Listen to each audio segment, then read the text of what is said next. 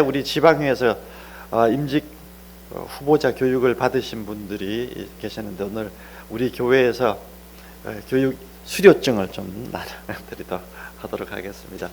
한 분 한 분 우리 이한주 집사님, 홍성현 집사님, 또 우리 신선자 권사님, 고이은희 집사님 앞으로 나오시죠. 네.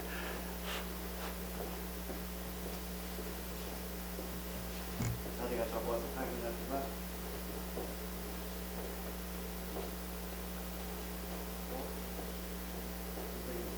네.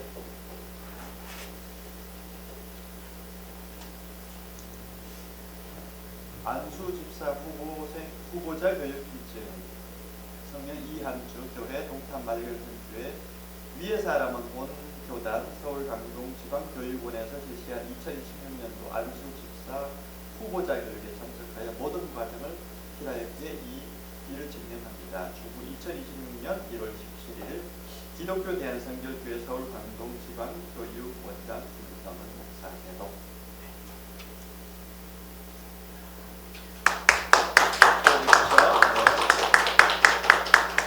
안수집사 후보 교육 필증 성명 홍성현. 나머지 이하 내용은 동의합니다.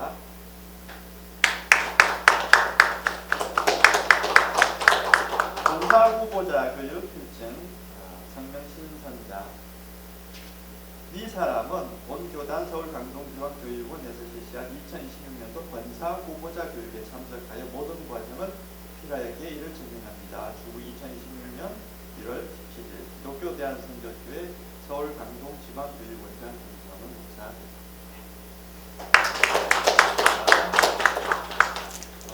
권사 후보자 교육 필증 성명 고이은희 이하 내용은 동의합니다.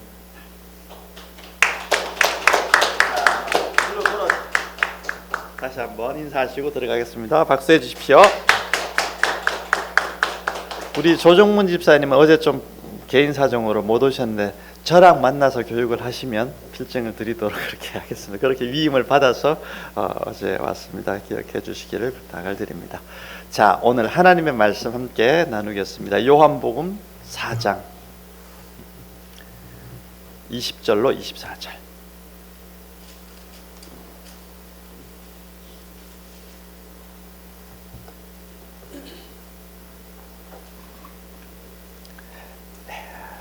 신약성경 요한복음, 올해는 지금 요한복음 말씀을 좀 쭉 우리가 함께 읽고 있습니다. 4장 20절로 24절, 22절부터 24절만 하겠습니다. 죄송합니다.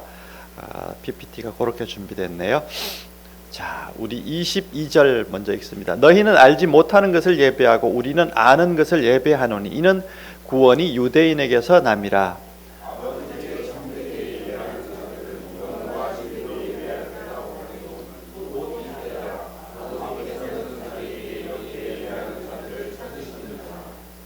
함께 하나님은 영이시니 예배하는 자가 영과 진리로 예배할지니라. 아멘. 오늘은 요한복음 4장 22절부터 24절 말씀, 좀 PPT가 착오가 있었는데요. 말씀을 중심으로 해서 영과 진리의 예배, 이런 제목으로 함께 예배에 대한 말씀을 우리 교회에서 행하고 있는 가장 핵심이 되는 그리고 중요한 활동, 이 모임이 바로 예배인데요. 예배에 대한 말씀을 중심으로 오늘 함께 은혜를 나누도록 하겠습니다.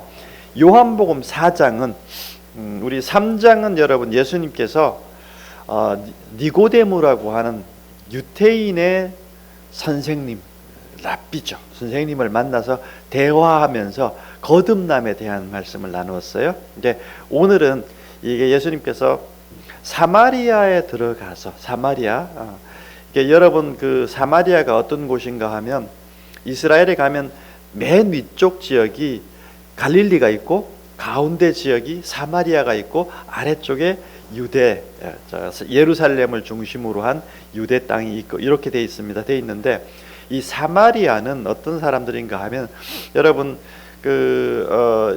구약에 보면 이스라엘이 바벨로니아로 포로로 이렇게 잡혀가게 되는데 바벨론의 포로로 잡혀갈 때 다 잡아간 게 아니고 그 중에서 사람들을 제일 먼저는 왕족, 그 다음에 제사장, 귀족 이런 사람들을 제일 먼저 1차로 포로로 싹 잡아갑니다. 왜냐 지도자들 그룹을 잡아가요. 그리고 두 번째는 누굴 잡아가는가 하면은 그 중에서 기술자. 왜냐하면 저쪽에서 바벨로니아는 건축을 많이 했거든요. 건축에 필요한 기술자들, 일 잘하는 건설 잘할 수 있는 사람들을 뽑아가지고 갑니다. 그렇게 두 번, 세 차례 가서 잡혀가게 됩니다. 그게 이제 바벨로니아에 잡혀간 그룹이 이제 이게 유대인들의 본류 그룹이 되는 거예요. 근데 남아 있는 사람들이 있겠죠, 그죠? 이분들은 어떻게 되는가 하면 다른 지역에서 들어온 사람들하고 같이 혼혈이 돼요. 혼혈이 되면서 이게 그 바벨로니아에 잡혀갔던 그 그룹이 나중에 돌아와서 사두개인이 되고 귀하는 이 유대 이스라엘을 다시금 재건하게 되는데 사마리아하고 이게 격이 생겨요. 거리감이 생깁니다. 그러니까 다른 형태로 이게 가게 돼요. 같은 이스라엘인데 이게 좀 다른 형태로 가게 되는 거죠. 그래서 이 사람들하고 이게 바벨로니아에서 돌아왔던 이 그룹이 성전을 재건하고 또 그다음 성벽을 만들고 이렇게 할 때 이 사람들이 서로 관계가 나빠져요. 이렇게 관계가 나빠집니다.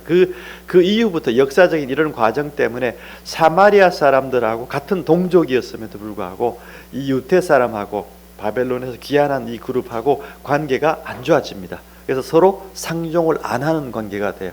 우리나라 남북한이 서로 갈등하고 이렇게 하듯이 똑같이 이런 상태가 됩니다.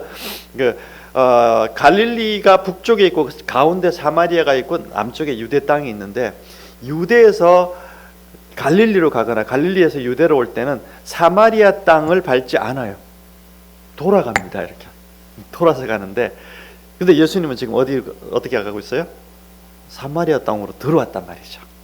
여기서부터 어떤 파격이 있는 거예요. 사실은 여기서 뭔가 인간이 만들어 놓은 여러 가지 이런 것들, 문화적인 혹은 여러 가지 사회적인 갈등 이런 것들을 예수님은 뛰어넘으셔서 이제 들어가시는 거죠. 거기서 남자도 아니고 여성과 대화를 해요. 또 이게 남자가 옛날 고대 중동에서는 다른 집 안에 여자하고 대화하는 거 이거 사실 좋은 거 아닙니다. 일반적이지 않아요. 남자들은 남자들끼리 대화하고 이런 건데 인종적으로도 좀 그렇고 성별적으로도 좀 이게 갭이 있는데 그걸 뛰어넘어서 가서 이제 대화를 해 나가시는 장면이 이제 4장에 되겠습니다. 이야기의 흐름이 첫 번째는 물에 대한 것부터 시작돼요. 물. 두 번째는 남편 이야기, 남자 이야기. 그 다음에는 예배에 대한 이야기, 이렇게 흐름이 잡혀가게 됩니다.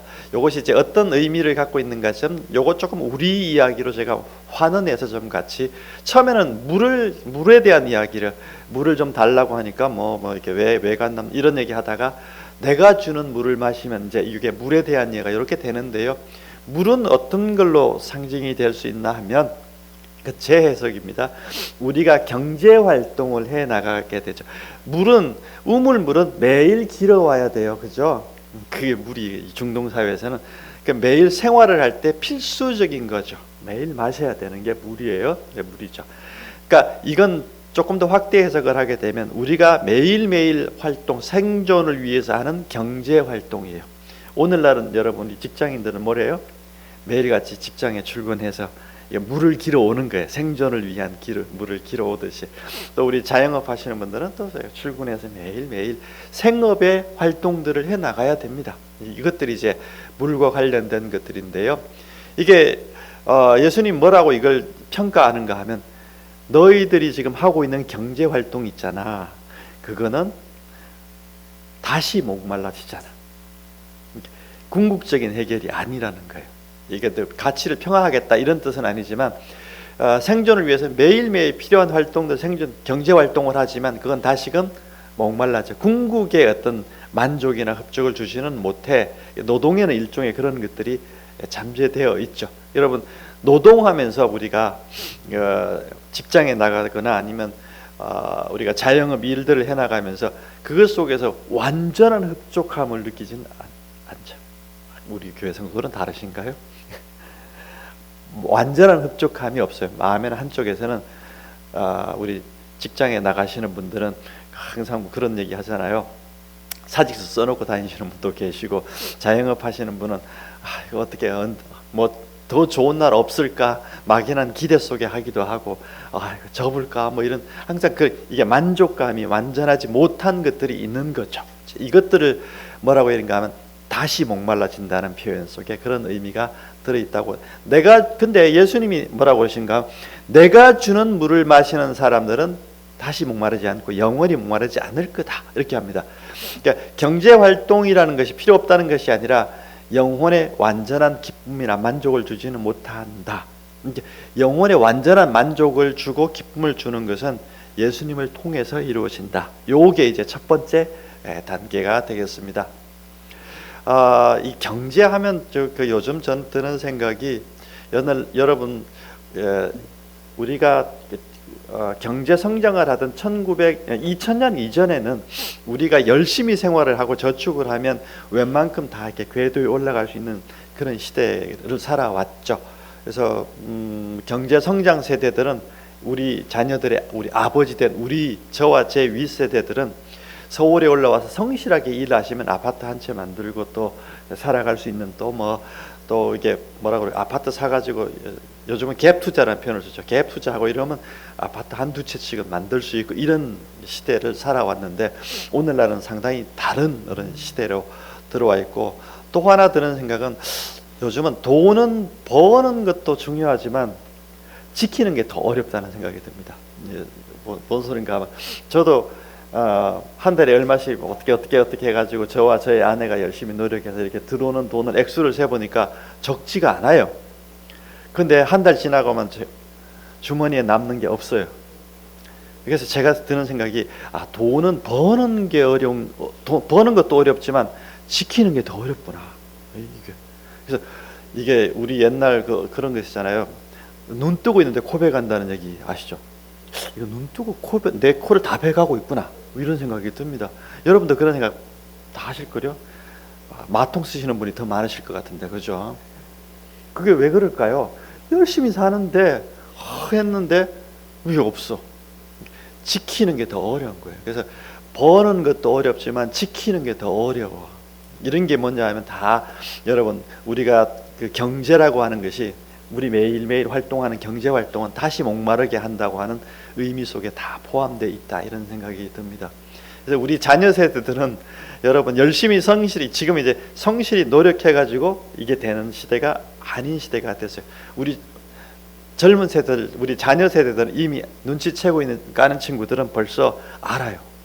그래서 어른들이 가르쳐주고 어른들이 살아왔던 방식으로 살면, 이거 우리 지나면, 그 중에 제일 큰 것 중에 한 가지가 뭔가 하면, 미국도 그렇고 우리나라도 돈을 알게 모르고 계속 풀어요. 돈을 계속 풀어요. 돈을 푼다는 게 그냥 우리 그 회사도 돌리고 세상도 돌리고 정치도 돌리고, 정치인들은 그거 가지고 표도 얻고, 또 우리 또 뭐 보조금 주고 얼마씩 돈 10만 원씩 20만 원씩 보조금 주니까 우리 당장 좋긴 한데, 세상에 돈이 너무 많이 풀리면 어떻게 되는가 하면 모든 물가가 다 올라요. 근데 오르지 않는 게 있죠. 월급이 안 올라요. 그럼 어떻게 되는가 하면 300만 원 가지고 살 수 있었는데 이제는 600만 원이 필요한 시대인 거예요. 물가가 오른다는 게 가장 무서운 거예요. 그게 눈 뜨고 코 베가는 그 주범이 바로 그런 거예요. 그래서 돈을 많이 푸는 게 좋은 게 아닌 세상인데 지금은 그렇습니다. 그래서 여러분, 요즘 나오는 이야기들은, 그럼 그런 시대에 우리가 노동해가지고 이렇게 사는 게 상당히 점점점 어려워지는 거예요. 그래서 이제 나오는 게 자산에 투자하는 이야기들이 이제 슬슬 나오죠. 그래서 여러분, 계속 폭등하는 게 금가게 계속 올라가죠.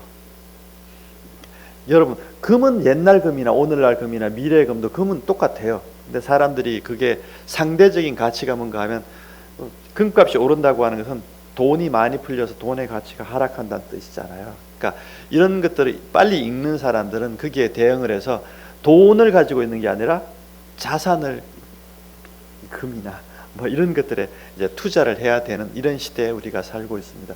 이제 그렇게 해도 대부분의 사람들은 흡족하지 못하는 경제 생활 속에 살고 있습니다. 그게 이제 오늘 여기서 말씀하시는 물이 주는 만족감이 일시적이다, 이런 것들이 의미하는 거라고 생각이 됩니다. 두 번째 이야기는 남편 이야기로 넘어갑니다. 남편 이야기. 남편. 이 여자가 얘기를 들어보니까 얘기 내용은 남편이 5명이나 있었다 이렇게 됩니다. 실력도 좋아요. 5명의 남편을 데리고 살았던 여자 이야기인데, 이게 이야기하는 게 뭔가 하면 조금 상징적으로 풀어볼게요. 우리 인간관계에 대한 이야기로 해석이 될 수 있을 것 같아요. 인간관계를 자기 필요에 따라서 우리는 만나기도 하죠, 그죠? 사람은 인간관계는 굉장히 역동적이기도 하고 변화무쌍해요.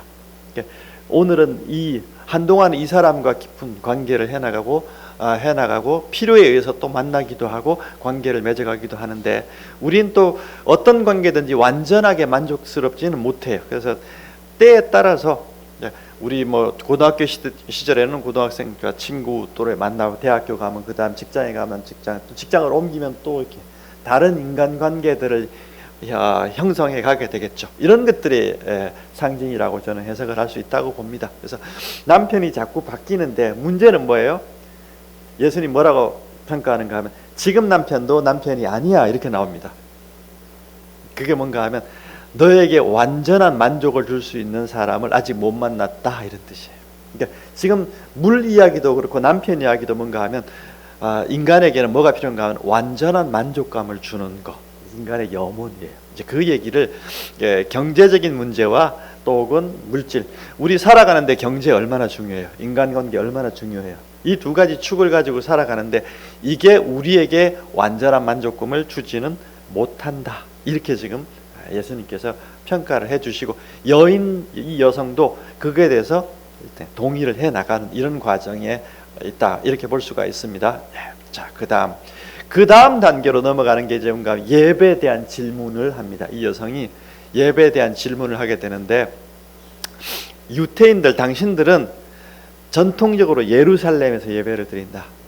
근데 우리 북이스라엘 사마리아인들은 어떻게 하는가 하면, 사마리아에 가면 여러분 그리심산이라는 산이 있습니다. 우리가 알고 있는 그 예루살렘만큼 유명하진 않지만 사마리아인들에게는 그게 상징적인 예루살렘과 같은 산이에요. 저기 보면은 여러분 아래쪽에 봉우리가 2개 산이 있죠, 그죠? 왼쪽에 있는 산은 나무들이 조금 이렇게 있는 게 보이실 거고, 오른쪽에 있는 산은 나무가 별로 없어요. 왼쪽에 있는 산은 그리심산, 오른쪽에 있는 산은 에발산이다 부릅니다. 이게 이제 여호수아가 저기에 가나안 정복을 하고 이스라엘 백성들을 저기에 모아놓고 축복과 저주, 율법의 말씀대로 하면 그리심산이 저렇게 숲이 자라듯이 우리 민족도 흥할 것이다. 그렇지만 말씀을 준행하지 않게 되면 에발산이 저렇게 바위산, 죽음의 산처럼 보이듯이 우리 민족도 저렇게 쇠퇴할 거다. 이런 것들을 말씀해 주셨던 것들이 이제 그 여호수아에 나오거든요. 그 산인데, 그리심산에서 그렇게 사마리아인들은 북이스라엘 시대도 그렇고요, 예배를 드렸던 그런 시대가 있었습니다. 어디에서 예배하는 게 옳습니까? 이런 거예요. 장소에 대한 거 혹은 전통에 대한 이야기를 질문하고 있죠. 근데 이 예배에 대한 말씀을 오늘 조금 더 집중적으로 볼게요. 예배라고 하는 그 용어는 그리스 말로는 프로스쿠네오 이렇게 조금 되어 있는데, 그 프로스라고 하는 것은 누구누구에게, 영어로 그 다음에 쿠네오라고 하는 것은 입맞춘다 이런 뜻이에요. 그러니까 여러분 그 서양 사람들이 보면은 그 남자가 그 귀족의 부인들에게는 키스를 하죠. 어디다 키스를 하는가요? 볼에다가 하는 게 아니고, 볼에 하면 큰일 나요. 불륜됩니다. 손에다가 키스를 해주죠. 그러니까 귀족 부인에게는 손에 키스를 해줍니다. 그게 뭔가 하면 당신을 존중합니다, 존경합니다, 이런 뜻으로 손에 키스를 해주죠, 그렇죠? 그러니까 프로스쿠네오라고 하는 것은 뭔가 하면 내가 가지고 있는 최고의 존중을 당신에게 드립니다, 입맞춤합니다, 이런 뜻이 됩니다. 그러니까 예배라고 하는 것은 내가 하나님을 향해서 최고의 존중을 드립니다, 이런 뜻입니다. 요건 이제 영혼으로, 내 영혼, 내 전 인격을 다해서 하나님께 제가 존중의 표현을 합니다. 그러니까 예배할 때는 하나님에 대한 존중감을 가지고 와서 예배하라. 그게 예배의 본체, 본뜻이라고 할 수가 있을 것 같아요. 근데 예배를 하는데 여인하고 똑같이 예수님도 예배에 대한 것들은 동일한 생각을 가지고 있죠. 근데 어떻게 예배할 거냐, 내용이 뭐냐, 이제 이런 것들이 그 다음 제일 더 알맹이에 해당이 됩니다. 예수님 뭐라고 그런가 하면 영과 진리로 예배해라 이렇게 돼 있죠. 그러니까 영이라고 하는 것은 우리가 이제 성령에 대한 말씀인데, 성령을 흔히 이제 그 그리스 원어에서는 푸뉴마 이렇게 표현을 해놨는데요. 히브리어 구약 성경에는 이게 루아흐라는 표현이 있습니다. 루아흐는 뭔가 하면 창세기에 보면은 하나님이 아담을 창조하고 코에다가 루아흐 생기를 불어넣었다 이렇게 되어져 가지고, 이게 불어넣는 것, 바람을 쐬주는 것, 바람이 기운이 오는 것, 혹은 호흡을 불어넣는 것, 이런 것이거든요. 그러니까 예배는 어떤 것으로 하는가 하면 하나님의 흐름, 하나님의 바람으로, 또 하나님이 주시는 입김으로, 하나님의 기운으로 받는다 이런 뜻입니다. 근데 여러분, 우리가 흐름이나 우리가 이제 흔히 우리는 분위기라는 표현을 쓰는데, 어떤 사람이나 어떤 게 오게 되면 흐름이나 분위기가 바뀝니다. 조정문 집사님이 예배하러 오는 날하고 오지 않는 날에 교회의 흐름이나 분위기가 달라져요. 이한주 집사님도 마찬가지고, 우리 다른 분들은 항상 여성분들이 또 많이 올 때와 남자분들이 많이 올 때의 흐름이나 이게 블로우가 달라져요. 네, 흐름이 달라집니다. 그게 이제 영적인 분위기라는 게 있거든요. 이게 하나님께서 오셨을 때 오는 어떤 흐름이나 바람이 있습니다. 그래서 예배 인도하는 제 목사 입장에서 보면, 어제 우리 교육도 받고 했는데요, 이 성도들이 또 어떻게 들어주느냐, 또 설교를 듣는 사람들이 어떠냐에 따라서도 이 분위기가 달라집니다. 물론 교육자가 더 중요하다고 할 수도 있지만, 제 입장에서는 똑같은 사람이 똑같은 설교를 해서 듣는 사람에 따라서 분위기가, 영적인 흐름이 달라져요. 이게 이제 이런데 하나님의 흐름이 오는 수가 있어요. 경우가 있습니다. 이게 이제 영적인 예배, 하나님의 입김, 기운, 바람이 오는 순간들이 있습니다. 그래서 그게 이제 흐름이 와야 됩니다. 예배에서는 하나님께서 오시는 어떤 성령의 바람, 입김, 기운, 이런 것들이 있어야 되는 거죠. 그게 이제 예배에서는 가장 중요한 요소예요. 목사가 화려하게 이렇게 설교하고 이러는 것도 중요하고 다 좋은데, 우리가 하나님께서 오셔서 우리 예배 가운데 임재하신다고 하는 그 흐름, 그게 예배에서는 가장 중요하다 이렇게 볼 수가 있습니다. 그게 이제 와서 우리 영혼 속에 다 스며들고 우리 삶을 이끄시고, 이런 것들이 이제 느껴지는 순간이 영의 예배다, 영적인 예배다 이렇게 할 수가 있습니다. 신약에 보면은 이 성령을 받으면 어떤 현상들이 있는가 하는 건데요, 저는 이제 성령을 받은 사람들에 대한 현상들을 바울은 뭐라고 표현했는가 하면, 자, 첫사람은 아담은 생명이 되었다 함과 같이 마지막 아담은 살려주는 영이 되었다, 이렇게 고린도후서에서 전서 15장에서 말씀을 하는데요. 이게 무슨 소린가 하면, 바울이 첫 번째 아담과 두 번째 아담, 예수님을 구분하는 경우들이 이제 많이 등장을 하게 되는데, 첫 번째 아담에 대해서 생명이라는 표현이 영어로는 living soul, 살아있는 영, 우리 살아있는 생명체가 됐다 이런 뜻이거든요. 그러니까 창세기 2장에서 하나님이 창조했을 때 이거 아담은 living soul, 살아있는 영이다 이런 뜻이에요. 그래서 살아있는 생명체가 됐다는 건데, 예수님이 오셔서 그럼 우리에게 불어넣어 주시는 성령은 우리를 어떻게 만드시느냐 이런 건데요. 여기를 번역할 때는 마지막 영은 살려주는 영이 되었다. 요게 이제 분기점이 좀 다르죠. Life giving spirit 이렇게 영어로는 번역이 되는데, 그럼 생명이 됐다고 하는 것은 뭔가 하면 자기 생존을 위해서 살아가요.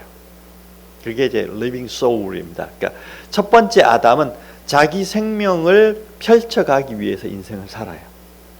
그럼 그 살려주는 영이 됐다고, 예수님의 영이 왔다고 하는 것은, 혹은 그리스도의 영이 왔다고 하는 것은, 우리 신약 시대의 예배에서는 오는 영이 어떤 건가 하면 living, life giving soul이 오게 되는데, 사람들의 마음속에 뭐가 오게 되는가 하면, 내가 내 인생 잘 살자는 걸 넘어서 어떤 마음이 마음에 들어오는가 하면 내가 어떻게 하면 저 사람을 살려줄 수 있을까? 혹은 우리 공동체를 살려줄 수 있을까? 가족 구성원들에게 내가 어떻게 기여할 수 있을까? 이런 마음이 든다는 거예요. 그게 이제 신약 시대에 달라지는 거예요. 제가 볼 때는. 그래서 이제는 내가 사는 게 아니고 그리스도가 산다. 갈라디아서 2장 20절에도 그런 말씀을 고백하잖아요. 바울이. 그러니까 우리가 산다고 하는 것은 신약 시대에 성령이 왔다고 하는 것은 구약과 차이는 우리가 이제 내가 내 방식대로 살아가는 게 아니라 예수님의 삶의 방식, 글쎄 그 삶을 생명을 부여해 주는 그 삶을 다른 사람들의 삶을 꽃피게 해 주는 인생으로 가는 거예요. 그게 이제 다른 삶으로 가게 되죠. 그래서 그 성령이 오시면 제일 먼저 하는 게 언어를 바꿔요. 제가 지난주에도 조금 말이 바뀝니다. 성령이 오게 되면 사도행전 2장에 보면 성령이 충만함을 받고 성령이 말하게 하심을 따라서 다른 언어들로 말하기를 시작했다. 이렇게 나오죠. 뭐가 바뀌었어요? 말이 바뀌었어요. 말이 바뀌는 거예요. 근데 그 다음 뭐라고 하는 거예요? 이게 사도행전에서 이제 성령을 받고 나서 이 사람들이 그 예루살렘에서 사람들에게 전도를 하기 시작하는데 자기들 본국에 자기들의 모국어를 이야기하는 것이 아니라 그 당시 예루살렘에서는 다른 나라에서 여러 나라에 살고 있던 유태인들이 와 있었어요. 근데 이 사람들이 사도들이 본국에서만 살고 있던 12사도가 이 전도를 하는데 그 나라 사람으로 프랑스어를 하고 독일어를 하고 스페인어를 하고 일본어를 하고 중국어를 하고 이렇게 되는 거예요. 이 얘기거든요. 이 사람들의 말이 foreign language, 외국어를 한다 이런 뜻이 되는데 이게 영적은 뭔가 하면 우리가 하는 언어 생활들은 뭔가 하면 자기가 필요한 자기 필요에서 자기가 구하고 싶은 것들을 혹은 자기가 표현하고 싶은 것들을 표현해요. 근데 성령을 받은 사람들은 자기 인생을 사는 게 아니라 life giving 있잖아요. 그러니까 그 사람의 언어로 말을 해요. 이게 수준이 상당히 올라간 단계가 돼요. 이게 이제 요 정도 되면 저희 아내가 뭔가 말을 해줄 때는 항상 보면은 저보다 뛰어난 감각이 제 입장을 잘 읽어주고 표현해줘요. 그게 이제 저는 제가 하고 싶은 얘기를 주로 하거든요. 목사가 늘 그래요. 저 사람은 이제 뭔가 하면 제가 어떤 마음을 갖고 있는지 입장인지 이걸 따라서 입장 표현을 해줘요. 자기 표현을 하기는 게 아니라 제가 듣고 싶은 거 제가 필요한 것들을 따라서 말을 해가는 경우들이 많습니다. 그래서 저희 집의 가장은 저 사람이에요. 제가 아닙니다. 그러니까 이게 이제 요 언어를 구사할 수 있는 사람들은 그 사람의 영혼을 살려줄 수가 있어요. 그게 주인인 거예요.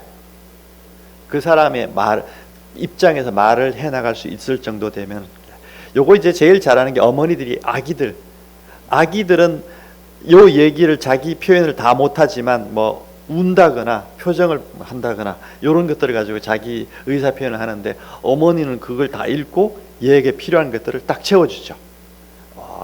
기저귀를 갈아주거나 우유를 주거나 그 사람의 언어를 가지고 이걸 해요. 요게 이제 성령을 받은 사람들의 독특한 특성이에요. 그래서 그렇게 해야만 뭐가 돼요? 그 사람을 살릴 수가 있어요. 이게 이제 그러니까 성령을 받았다고 하는 것은 하나님의 언어가 들어와서 하나님의 뜻을 알고 여기까지 넘어가게 되고 여기 일상으로 들어오면 성령을 받은 사람들은 그 사람에게 필요한 것들을 그 사람의 마음을 읽고 그 사람의 상황을 읽고 그 사람에게 필요한 언어들로 말을 해줘요. 이런 사람들이 나중에 어떻게 되는가 하면 좋은 대가를 받아요. 여러분 인생의 성공이라고 하는 것은 이렇게 해서 이루어집니다. 사실은 그래서 여러분 우리 앞에 그 남편이 5 있다 이 얘기를 하는데 요거 왜 5명까지 필요한가 하면 계속 바뀌는가 하면 자기에게 필요한 언어를 자기 언어로 계속 구사해 가기 때문에 인간관계는 자꾸 때를 따라서 바뀌는 거예요. 근데 여러분 내가 필요한 사람들에게 필요한 언어를 가지고 그 사람의 언어로 말을 해주기 시작하면 이 관계가 지속될 수가 있어요. 계속 가게 되는 거죠. 그게 이제 제일 잘 배울 수 있는 게 예수님이신 거고 예수님은 그 언어를 잘 해주시고 성령께서는 또 그걸 또 우리에게 할 수 있는 능력을 부여해 주시는 거죠. 그리고 성령은 뭔가 하면 우리가 이미 가지고 있는 가치체계나 정신세계를 하나님의 언어로 바꿔줘요. 자, 성령이 오시면 2장 17절에 18절에 보면 말세에 내가 내 영을 성령을 부어줄 건데 모든 너희 자녀들은 뭘 한다고요?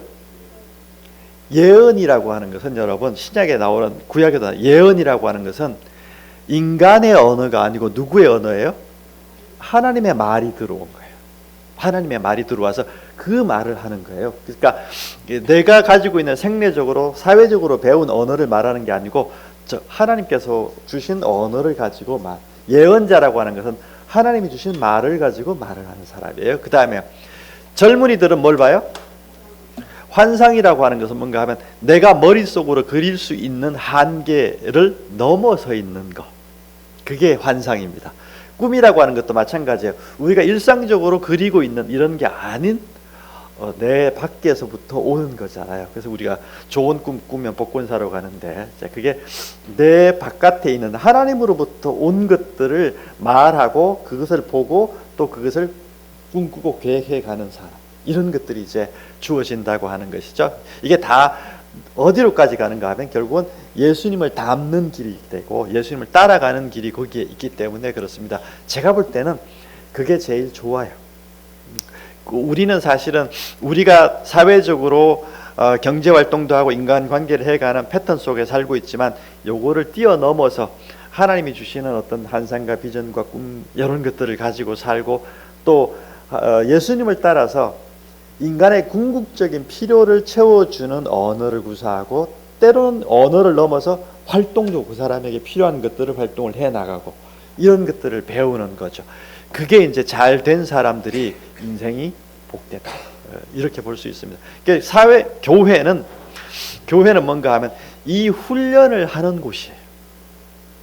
이 훈련, 어제 교육에도 그렇지만 교회 오면 여러분 다 뭐 활동들을 해나가고 밥도 뭐 이렇게 우리 하고 또 식사도 같이 나누고 또 우리 뭐 해나가고 하는데 자기 그거 다 활동하는데 돈 받고 해요? 돈 내고 해요? 돈 내고 해요. 누구 좋으라고? 내 주머니에서 돈 나가는데 누구 좋으라고 이거 자꾸 돈을 내고 또 몸으로 봉사도 하고 뭐 이렇게 해요. 그 왜 그럴까요? 왜 그럴까요?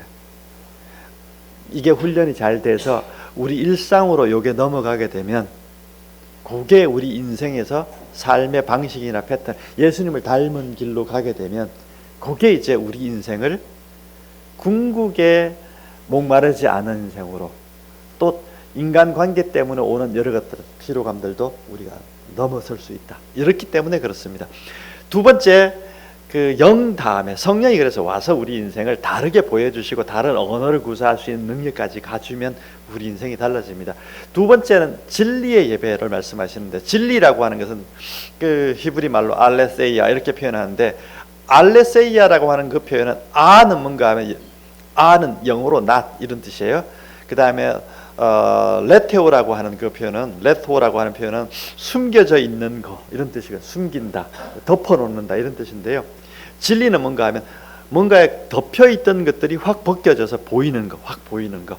진리라고 하는 것은 감춰져 있던 것들, 덮여있던 것들이 벗겨지는 순간이에요. 그러니까 뭐가 감춰져 있던 게 뭐가 보일까요? 궁극적으로는 인생의 길이 보이는 거예요. 인생의 길이. 진리라고 하는 것은 뭔가 하면 인생의 길을 보는 거예요. 여러분 우리 근대부터 우리 과학이라고 하는 것이 발전해 오잖아요. 그 과학의 발전이라고 하는 것은 뭔가 하면 그것도 일종의 사회적인 거지만 진리의 과정이에요. 자연 속에 숨겨져 있던 여러 가지 신비들을, 비밀들을 어떻게 해요? 벗겨낸 거예요. 그래서 볼 수 있는 거예요. 그게 과학이라고 하는 건 자연 속에 숨겨져 있던 다양한 것들을 하나씩 하나씩 의미를 파헤치고 거기 속에 들어있는 것, 요즘은 또 뭐 양자역학이니 또 우리 뭐 상대성 이론이니 또 뭐 물리학 이론이니 이런 것들이 뭔가 하면 그동안 우리가 눈을 뜨고 있었지만 잘 못 봤던 것들을 벗겨져서 보는 거예요. 마태복음 13장에는 이거 이제 어떤 비유로 되어 있는가 하면 어떤 사람이 자기가 소작농이에요. 주인한테 밭을 빌려가지고 경작을 하는데 땅을 파다 보니까 땅 속에 뭐가 있어요? 오, 보화가 들어있어. 이거 하나 가지고 있으면 삼성그룹 이재용 씨보다 더 부자가 될 것 같은 걸 보는 거예요. 그러면 여러분 그거 어떻게 할까요? 딱 덮어놓고 그 다음 어떻게 해요? 온 사람들한테 다 돈을 빌려가지고 그 땅을 사고야 말겠죠. 그런 거예요. 그게 이제 하나님 나라에 대한 비유인데, 요거 그러니까 땅에 있던 뭔가를 숨겨져 감춰져 있던 것들을 발견하는 거, 요게 이제 진리예요. 그럼 사람들은 그것 때문에 다른 걸 다 포기하고 그게 몰빵을 해서 그걸 얻는단 말이죠. 그러니까 진리라고 하는 것이 뭔가 하면 우리 인생을 어떻게 살아가야 될지에 대해서 그것을 발견하는 거예요. 예배는 그게 주어집니다. 우리 눈이 벗겨져서 우리가 어떤 인생을 어떻게 살아가야 될지에 대해서 이게 보이는 거예요. 근데 그 본체는 뭔가 하면 누구를 보는가 하면 예수님의 길을 보는 게 사실은 제일 좋아요. 여러분 우리가 예수님 그러면 교회에서만 통용되고 교회에서만 필요하고 이런 거라고 생각하는데, 제가 생각하는 것은 예수님을 제대로 잘 알고 예수님의 방법대로 인생을 사는 사람들은 궁극의 기쁨도 있고 궁극의 인간관계도 형성할 수 있고 궁극의 만족감을 누리면서 인생을 살 수가 있어요. 예수님을 잘 아는 것, 예수님을 보는 것, 그게 이제 하나님의 입김이 바람이 와서 예수님을 잘 보고 하는 것, 이제 요게 이루어지게 되면, 그게 예배 속에서 이루어지게 되면 우리가 세상에 나가서도 삶을 이렇게 저렇게 살아가야 되는 어떤 길도 보이고 이렇게 해야 된다는 계획도 들어오고, 이렇게 해서 우리가 인생을 살아갈 수 있고, 또 소진된 에너지도 충만함이 와서 이런 능력들도 주어지는 게 사실은 예배입니다. 그래서 예배를 잘 드린다고 하는 것은 굉장히 우리 인생에서 중요한 어떤 사건이고 그 과정이라고 하는 것을 우리가 기억했으면 좋겠습니다. 그래서 예배가 그냥 와서 의식하고 여기에 참여하는 예전적인 어떤 의식 이런 것들이 아니라, 우리가 그런 것들을 잘 근원적인 것들도 잘 이해한다면 우리 인생 자체를 다르게 만들어갈 수 있어요. 목마르지 않은 인생, 더 이상 남편을 바꾸지 않아도 되는 인생, 이런 인생으로 갈 수 있는 길이 사실은 예배 안에서 이루어져야 된다, 이런 말씀을 우리에게 주시는 것 같습니다. 요한이 이거 사실은 이제 예수님 말씀을 요한이 제자들에게 이거 해주는 말씀으로 기록이 되어 있는데, 요한복음에 이게 이제 제자인 우리들도 이렇게 해봤으면 좋겠다, 이런 말씀이 여기에는 들어있습니다. 자, 말씀을 좀 정리해 볼까요? 우리 인생은 경제활동, 인간관계 이런 것들을 통해서 삶을 영위하고 있습니다. 근데 예수님의 평가는 뭔가 하면 궁극적인 목마름을 해결해 주지 못하고 인간관계도 궁극적인 만족을 주진 못하더라. 네, 우리가 궁극적인 만족으로 오려고 하면, 인생의 만족이나 기쁨이 오려고 하면 결국은 하나님의 영에 또 진리 안에 우리가 예배하는 것이 거기에서부터 시작되고, 그걸 가지고 나서 그걸 바탕으로 해서 우리가 인생의 문제들도 풀어가면 우리 인생에도 더 좋은 복된 길이 있을 것이다, 이런 말씀을 우리에게 주시는 것 같습니다. 우리 영과 진리의 예배를 잘 드려서 예배, 또 공동체 생활, 가정 생활뿐만 아니라 삶의 모든 것들도 아름답게 풀어가시는 복된 인생을 살아가시는 저와 여러분의 삶이 되기를 간절히 축복합니다. 주님 감사합니다. 오늘 영과 진리에 대한 예배에 대한 말씀을 함께 나누었습니다. 우리가 예배할 때마다 주의 진리의 영께서 날마다 함께 해주시고 순간순간 우리에게 찾아와 주시기를 간절히 소망합니다. 또한 예배 속에서 우리 인생의 참된 진리를 날마다 보여주시고 우리의 어두워진 눈이 밝아지는, 그래서 참된 인생의 길과 환상과 비전을 보는 그런 예배가 될 수 있도록 인도해 주옵소서. 주 예수 그리스도의 이름으로 기도합니다. 아멘. 288장